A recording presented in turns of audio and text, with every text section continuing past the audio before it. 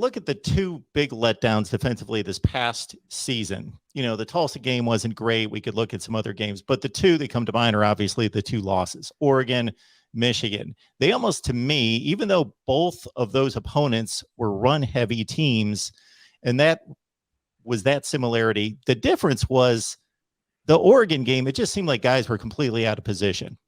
The Michigan game seemed like guys were in position. They just got bullied. They seemed like two completely different impacts against the defense. I think that was what was so disappointing for Ryan Day, where you can chalk the Oregon loss up to scheme and just losing leverage and things like that, being out coached, but then just being out physical against Michigan, as you said, two very different things. And you can write one off. You can write the first one off, but when you get out physicaled, out toughed, and just pushed around, that's where you really have to do this self-examination and make sure that doesn't happen again. And they're moving on from both of these things. The scheme has changed, the coaching has changed, so they think they've fixed the first issue, that first loss. That loss to Michigan, that's one of these things that I think will not necessarily fix itself, but the players have now experienced what a loss to Michigan is, what it feels like, and it's something they're never going to want to experience again.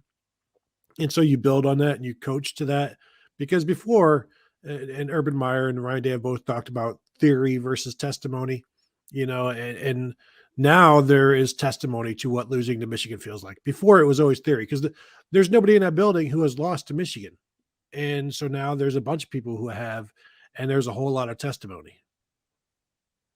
Yeah, and I think that some of that Michigan loss, I don't want to say it was a good thing for Ohio State, because it certainly wasn't. But to your point, Tony, I felt like, and you've been around it, I think that maybe players started to take it for granted that you just beat Michigan every year. And, I remember at the week leading up to the Michigan game, I think it was Garrett Wilson in one of the press conferences said Michigan. And that was something you just didn't hear. Now, Ryan Day's not a guy like Urban Meyer who grew up with this rivalry. Now, that doesn't mean he can't understand it. And plenty of guys have come to Ohio State, coaches, players, whatever, and learned the rivalry and learned to hate Michigan and whatnot. But I just think there was a bit of a drop-off on the attention, not on the everyday. They still have their Michigan periods, and they still blast the music and all that, but just maybe some of the intensity that's needed to focus on that rivalry.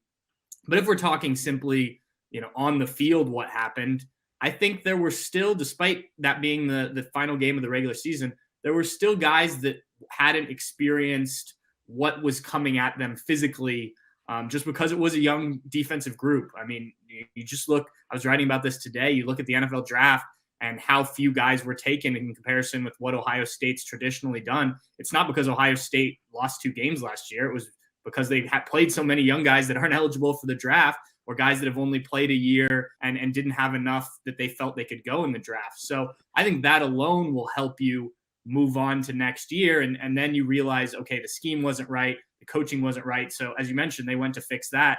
And these guys have all done it now for at least one season, most of them.